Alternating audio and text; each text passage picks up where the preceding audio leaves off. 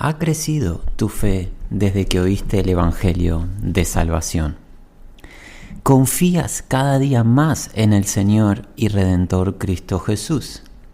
¿Amas a tus hermanos y hermanas con un amor fraternal no fingido y agradeces a Dios diariamente por su obra en cada uno de ellos? Hermanos en Cristo Jesús, amigos que hoy nos puedan estar acompañando, le damos la bienvenida. Para nosotros es motivo de alegría, de gozo y gratitud al Señor reencontrarnos a través de este medio virtual para comenzar a escudriñar juntos la segunda carta a los tesalonicenses. Y no queremos tomar más tiempo, sino directamente dirigirnos a ella. Segunda carta a los tesalonicenses, capítulo número 1, damos lectura a los versículos 1 y 2. Dice así la palabra de Dios. Pablo, Silvano y Timoteo, a la iglesia de los tesalonicenses en Dios nuestro Padre y en el Señor Jesucristo. Gracia y paz a vosotros, de Dios nuestro Padre y del Señor Jesucristo. Comenzamos este nuevo libro que es continuación de la carta anterior que hemos trabajado, la primera carta a los tesalonicenses.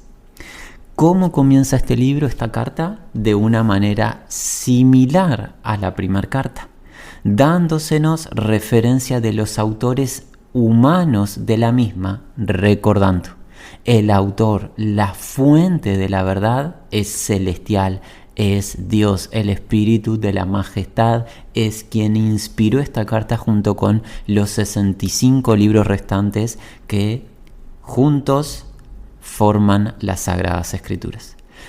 Dios es la fuente de este libro, de esta carta.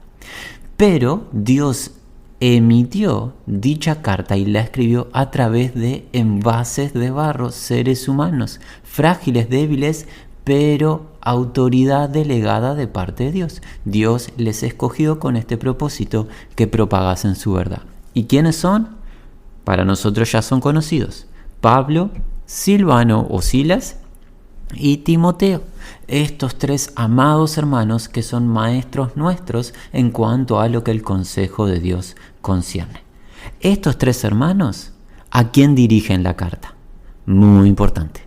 A la iglesia, se traduce en nuestra lengua, pero la palabra original que utilizaron los hermanos en el griego está compuesta de dos palabras. Es ni más ni menos que la eclesía. ¿Qué es eso? Los llamados fuera. Llamados por Dios, para Dios. Llamados, invitados por Dios a dejar el mundo, a dejar sus vidas naturales, sus prácticas de vidas pecaminosas, para participar ¿de qué? De su familia, del cuerpo de Jesucristo, de su reino, de su pueblo. Dios ha llamado y sigue llamando a través del mensaje de salvación, el Evangelio, cada día hombres y mujeres, pequeños y grandes, para que le pertenezcan, llamados a la comunión con el Padre, con el Hijo, a través del Espíritu y la verdad, llamados a la santidad, llamados a pertenecer a Jesucristo. Los llamados fuera. No va dirigida a una asociación, no va dirigida a una institución terrenal, va dirigida a cada individuo que ha creído en el Evangelio y fue sellado con el Espíritu Santo y ha pasado a pertenecer a Dios por la obra de Jesucristo Redentora. En cada localidad. Aquí va dirigida a una localidad en particular, que es la localidad de Tesalónica. Pero tú, hermano y hermana, que hoy estás oyendo, a ti va dirigida si tú has creído al Evangelio y has nacido de nuevo por gracia de Dios. El Espíritu Santo mora en ti por la fe. Esta carta va dirigida a ti. Podemos parafrasear: Pablo, Silvano y Timoteo a la eclesía de los, y tú pon tu localidad. Nosotros, este grupo de hermanos que hoy estamos transmitiendo, hoy nos encontramos en la ciudad de Montevideo, en la República Oriental del Uruguay, al sur del continente americano. Nosotros podríamos tomar esta carta como dirigida a la eclesía en Montevideo, dentro de esta ciudad con cada uno de sus barrios. Pero no se trata de una institución específica, una asociación o denominación en particular, sino que esta palabra es la palabra de Dios para todos y cada uno de los llamados por Dios para Dios, o sea, les llamó para que le pertenezcan, y eso lo hizo posible por el sacrificio de su unigénito Hijo amado, Cristo Jesús. ¿Cómo continúa? A la eclesía de los tesalonicenses, en Dios nuestro Padre y en el Señor Jesucristo. Y aquí empezamos a ver y notar las similitudes con la primera carta. Pablo, Silvano y Timoteo nuevamente nos declaran a Dios, a la majestad, en este caso como Padre, y a Jesús como el Kyrios Señor. Cuando pensamos en Dios como Padre, ¿qué pensamos? Providencia, cuidado, protección, consuelo, corrección, formación, disciplina. Todo eso, y más incluso, atañen a qué? A la función de Dios, la majestad, como Padre, como nuestro Padre. Y qué bendición, ¿verdad? Que Dios sea nuestro Padre, tener como Padre al Creador del universo. Pero la carta es escrita también a través de ¿quién? Jesús el Cristo, quien es Señor, y es la palabra griega Kyrios, que significa el amo, el dueño, aquel que posee derechos de propiedad. ¿De quiénes? Cada uno de los integrantes de la eclesía. Si tú formas parte de la eclesía de Jesús, tú eres su propiedad, pues Él te adquirió por su sangre. No existe ningún integrante de la eclesía que se pertenezca a sí mismo, sino que todos y cada uno de nosotros fuimos adquiridos por Jesús. Jesús se ha convertido en que en nuestro Salvador, amén, pero además en nuestro Señor, en nuestro amo. Y la pregunta que nos planteamos junto con las preguntas del principio sería esta: ¿es Jesús tu Señor en la práctica? ¿Estás tú aprendiendo a rendir tu vida al gobierno de Jesús a través de su Espíritu Santo y la palabra de las Sagradas Escrituras? ¿O aún continúas con esa falsa idea de que tú puedes gobernarte a ti mismo determinando qué está bien y qué está mal? En este capítulo número 1, hoy no lo vamos a cubrir todo, si Dios lo permite estaremos hasta el versículo 5, en este capítulo número 1, Pablo nombra a Jesús en 12 versículos como Señor, como Kyrios, 6 veces. Y nos adelantamos en el resto del libro, que tiene tan solo 3 capítulos. ¿Sabes cuántas veces nombra a Jesús como Señor, o sea, como el amo, como el dueño? 22 veces. Hay un énfasis del Espíritu Santo a través de Pablo en mostrarnos a Jesús como Señor. Y ciertamente Jesús es nuestro Señor y también es nuestro Salvador. Gloria a Dios por ello. Y Él es un Señor perfecto. ¿Cuál es el propósito de la carta? El versículo número 2 lo va a dejar en claro. Gracia y paz a vosotros, de Dios nuestro Padre y del Kyrios nuestro Jesús el Cristo.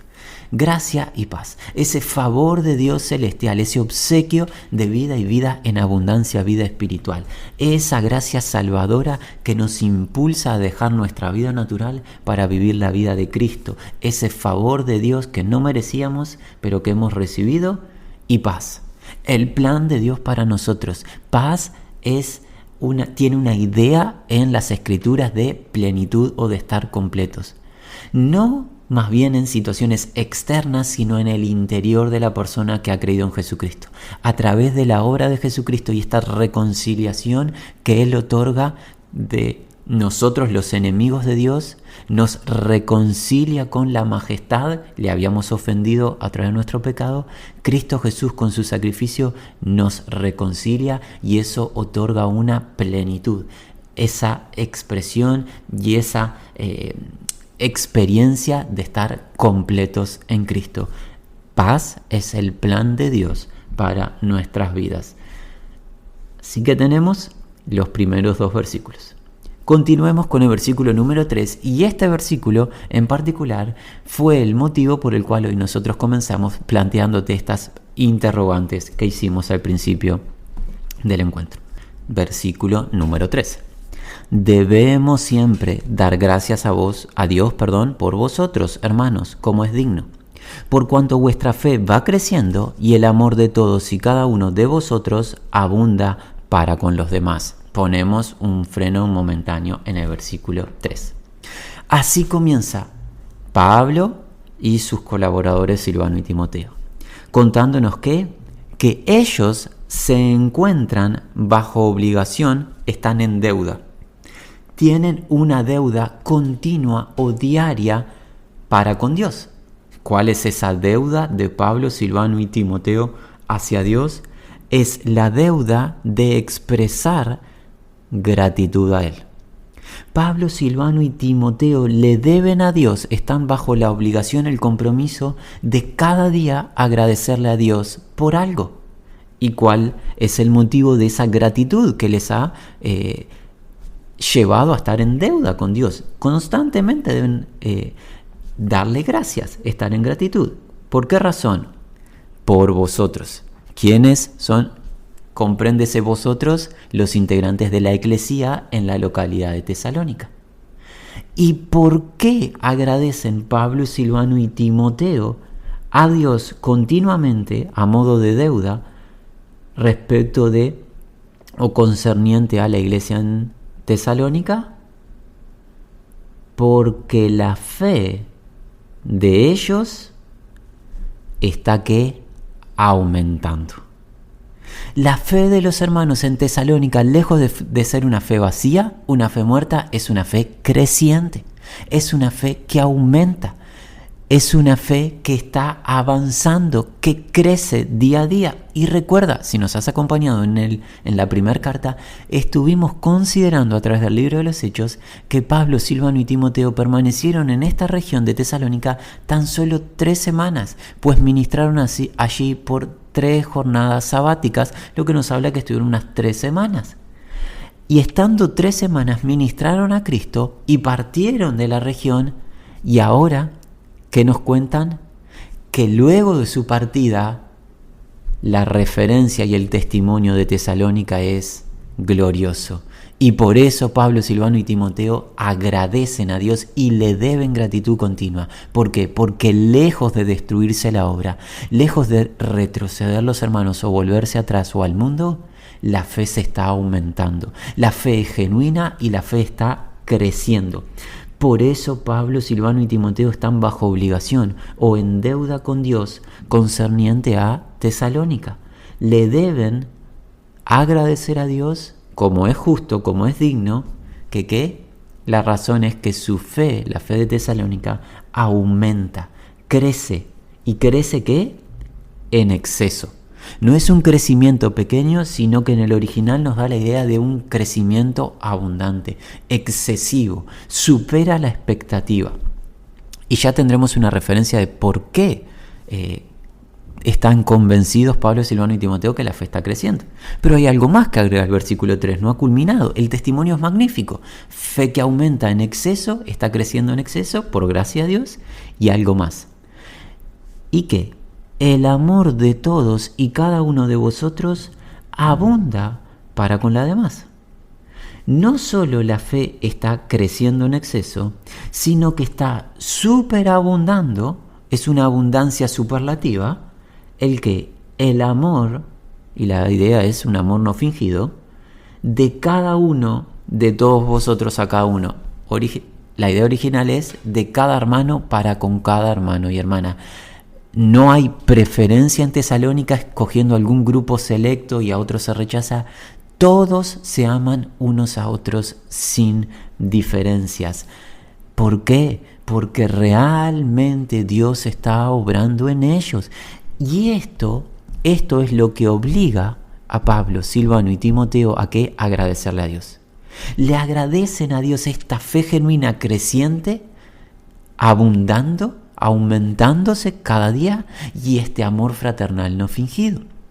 Y la pregunta que reiteramos es: ¿tu fe está creciendo, hermano y hermana en Cristo Jesús? Porque Él hace todo a través de la verdad para que nuestra fe crezca. No hay motivo alguno para que nuestra fe decrezca. Él es magnífico y sus promesas son reales y las cumple constantemente.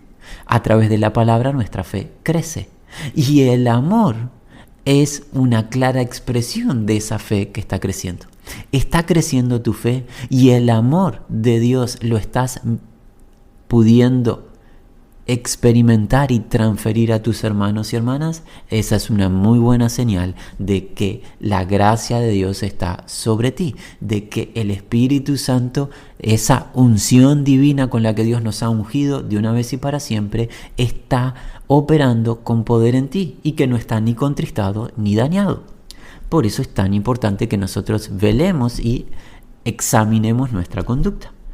Hay un gran testimonio de los apóstoles para con la iglesia en Tesalónica. Esta verdadera iglesia de Dios manifiesta su andar con una fe creciente y ¿con qué? Con el amor fraternal no fingido. Pero hay algo más que quisiéramos preguntarte, hermano, trayendo aplicación a nuestras vidas. ¿Agradeces tú por la obra de Dios en tus hermanos y hermanas? Déjennos, amados, emitir un pequeño comentario. Hemos aprendido esto de nuestra propia carencia, nuestras propias tinieblas de este hermano que habla y de tratar con hermanos y hermanas. ¿Sabes qué tenemos por costumbre los hijos de Dios en nuestra debilidad? Tenemos la facilidad de quejarnos unos contra otros, murmurar los unos de los otros. Pero nos cuesta invertir tiempo ¿en qué? En orarle a Dios agradeciendo lo que Él está haciendo con cada hermano y hermana. Te invitaríamos, hermano, y nosotros estamos procurando también aplicarlo en nuestro diario vivir, a que te tomes el tiempo cada jornada de pensar en tu hermano, tu hermana, en la localidad en la que te encuentras, todos los que el Señor te puso a tu lado, y empieza a agradecer la obra de Dios en ellos. Y si incluso tú no ves el obrar de Dios, no lo ves con tus ojos terrenales, agradécele a Dios igual, porque Dios está operando en sus verdaderos hijos, está operando, aunque nosotros no lo veamos en el presente, fruto habrá a su debido tiempo. Por ende, hermanos, empezando por la vida de este hermano que hoy habla, pero a modo de aliento por los que están oyendo, animémonos y esforcémonos en agradecer la obra de Dios en cada uno de nosotros, como Pablo, Silvano y Timoteo lo hacían. Y mira, hermano, no creo, esta es una opinión personal, que alguien tenga la osadía de decir que Pablo, Silvano y Timoteo tenían tiempo libre en exceso y por eso se dedicaban a agradecer. Si hay algo que no tenían estos hermanos era tiempo libre, porque estaban consagrados totalmente a la obra en el Señor con un trabajo a modo de fatiga. No era que les sobrase el tiempo. Si no les sobraba el tiempo, entonces ¿por qué agradecían? Por la importancia y relevancia. Era una tarea, un deber, una obligación a modo de deuda de los apóstoles agradecerle a Dios. Magnífico es nuestro Dios que obra en sus hijitos e hijitas. El Dios de poder transformándonos, haciendo que nuestra fe se aumente y el amor fraternal sea real unos para con los otros. Pasemos al versículo número 4, dice así: tanto que nosotros mismos nos gloriamos de vosotros en las iglesias de Dios, por vuestra paciencia y fe en todas vuestras persecuciones y tribulaciones que soportáis. Versículo número 4. Tanto que nosotros mismos, los apóstoles, en vosotros nos gloriamos. Los apóstoles se gloriaban en Tesalónica, pero debemos aclarar algo. No se gloriaban en los seres humanos, sino en la obra de Dios en ellos. Debemos aclarar algo, porque si no estaríamos cayendo en pecado. Se gloriaban ¿en qué? En el obrar de Dios en Tesalónica y la manifestación de ese obrar de los hermanos. Pablo, Silvano y Timoteo se gloriaban en la obra de Dios en Tesalónica, en donde se gloriaban en el resto de las iglesias, en el resto de las localidades con llamados por Dios para Dios. ¿Acerca de qué? Muy importante. Acerca de la perseverancia, idea de constancia vuestra. ¿Y qué? Y fe en todas las persecuciones vuestras y en las tribulaciones que estáis soportando. Fundamental entender lo que Pablo está enseñando. Señal de una fe genuina en Tesalónica que nos enseña el Espíritu Santo, ¿cuál es? Que confiaban en Dios, que seguían a Dios en medio de oposición. La fe real, la fe genuina, que es gracia de Dios, esa fe depositada en Cristo Jesús, persevera, continúa, resiste con paciencia en medio de la oposición, tribulación, aflicción, padecimientos, que era lo que estaba viviendo Tesalónica. En cambio, una fe falsa, cuando viene la dificultad, la persecución, la tribulación, es una fe que abandona al Señor y toma la forma del mundo, se conforma a la imagen del mundo. Pero en Tesalónica este no es el caso.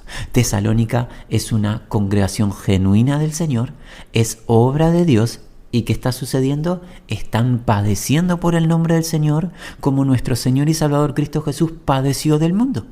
La luz vino a este mundo y el mundo en tinieblas que hizo aborreció la luz. ¿Y qué? Pidieron que sea crucificado.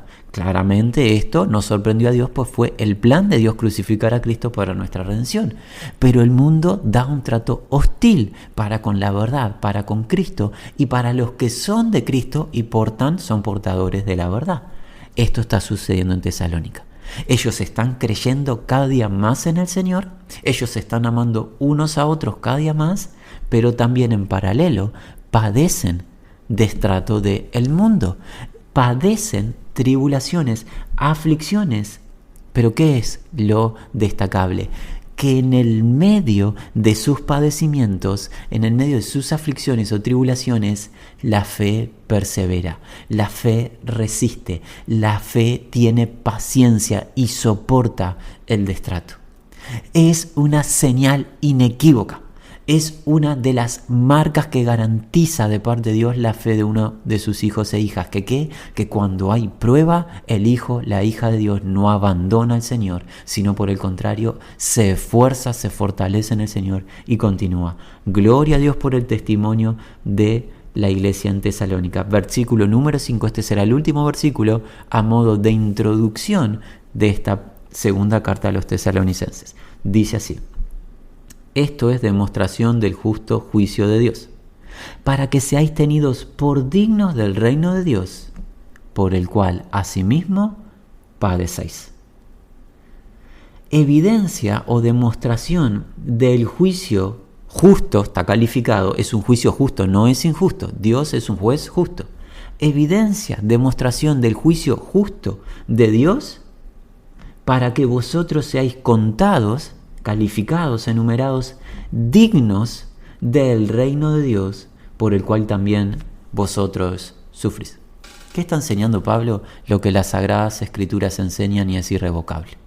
A los hijos de Dios, en esta parte de la eternidad, se nos ha concedido el privilegio de creer en Cristo Jesús y juntamente con el creer, padecer por Cristo Jesús. Porque es necesario que a través de ¿qué? Muchas aflicciones entremos en el reino de Dios. Eso tú lo encuentras en el libro de los Hechos, en el capítulo número 14, en el versículo 22, palabras literales del apóstol Pablo. A través de muchas aflicciones entraremos en el reino de Dios. Y es dichoso, bienaventurado el que padece por el Señor, por la justicia. El que padece por causa de la justicia o por mi causa, dijo Jesús. Así como le maltrataron a él, el mundo maltrata a sus hijos e hijas. Pero lejos de esto ser un escándalo para nosotros, los seguidores de Jesús, esto debe ser un aliento. Ciertamente no nos gusta el padecer y ser maltratados, pero debemos de ver la importancia espiritual que conlleva. Que en la justicia de Dios, Dios dignifica nuestro llamado a través de los padecimientos y es demostración de que somos parte de su reino. El justo juez permite los padecimientos de su pueblo. Ahora debemos hacer una aclaración para que no haya confusiones. No somos salvos por padecer. Nadie será salvo jamás por hacer algo, porque no existe tal cosa como salvación por obras. Eso es una herejía. La salvación es obra de Dios en Cristo Jesús y solamente se puede recibir, no podemos agregar ni quitar a la misma. Pero al recibir la salvación de Dios, Dios nos concede junto con la salvación en esta parte de la eternidad padecer por el nombre del Señor. Y esto es magnífico, que la iglesia en Tesalónica está padeciendo y lejos de reclamar, lejos de quejarse, lejos de emitir comentarios negativos en contra del Dios, del buen Padre y de Jesús el Señor, lejos de eso, lejos de abandonar la fe que hace, estos hermanos y hermanas están confiando más en el Señor. Están amándose más los unos a los otros y no será en vano. Hermanos y hermanas en Cristo Jesús, hemos hecho la introducción breve a la segunda carta a los tesalonicenses. Carta escrita de parte de Dios a través de 3 hermanos, Pablo, Silvano y Timoteo. Dios nuestro Padre, Jesús nuestro amo, nuestro dueño. Nos enseñaron hoy los apóstoles que es necesario agradecer a Dios siempre, continuamente, por su obra en cada uno de sus hijos e hijas, y debemos imitar. ¿Qué obra? Una obra que nos lleva a una confianza que se aumenta, que crece. No una fe muerta, no una fe vana, vacía, sino una fe que se está aumentando cada día por el oír la palabra de Dios. Y además, obra que lleva al amor fraternal no fingido unos para con los otros. Esa fe y ese amor se llevan adelante y se manifiestan no cuando las circunstancias son las más agradables y acordes, sino incluso en medio de la prueba, en medio de la persecución, en medio de la tribulación. Y es parte de la voluntad de Dios. ¿Por qué? Porque Él nos considera dignos de su llamado mientras padecemos por el nombre del Señor nuestro. Hasta aquí la introducción. Invitamos a que juntos participemos y nos preparemos, todo aquel que lo quiera hacer, en la lectura anticipada de los versículos 6 al versículo 12 del capítulo 1, que es lo que procuraremos cubrir en el encuentro anterior. Y queremos despedirnos encomendando nuestras vidas a nuestro buen Padre y a nuestro Señor Jesucristo. Y es así, Padre, que no podemos dejarte de dar gracias por tu salvación a través del sacrificio de Cristo Jesús a nuestro favor, por la vida que nos has otorgado que no merecíamos. Lo hiciste con los hermanos en Tesalónica y en cada localidad de cada generación, y lo sigues haciendo hoy con nosotros. Gracias, Señor, tú eres bueno. Y tu plan es perfecto, incluso cuando permites que padezcamos tus hijos y tus hijas, eres justo, eres un juez justo. Esfuérzanos, Señor, a poder permanecer en fe, fidelidad, obediencia y amor unos para con los otros, amor a ti. Esfuérzanos para no bajar los brazos, no sucumbir, no temer a los adversarios, sino continuar nuestra carrera con gozo. Padre, hoy queremos agradecerte y exaltar tu nombre por tu obra en medio de tus hijos, por cómo tú estás transformando a cada uno de tus hijos y tus hijas en todas las localidades, en todas las naciones, cómo tú sigues llamando a salvación por tu gracia, cómo tú rescatas de las tinieblas y transfieres a tu reino de luz admirable. Gloria a tu santo nombre por tu obrar poderoso. Gracias porque has comenzado una buena obra en cada uno de tus hijos y tus hijas y la vas a completar, porque tú eres fiel, porque tú te comprometes y cumples, no dejas sin hacer tu obra. Exaltamos tu santo nombre. Te pedimos, Señor, que nos reveles tu verdad, que nos aumentes el conocimiento de tu palabra para que nuestra fe crezca y no bajemos los brazos. Y esto lo pedimos en el nombre de Jesús. Amén.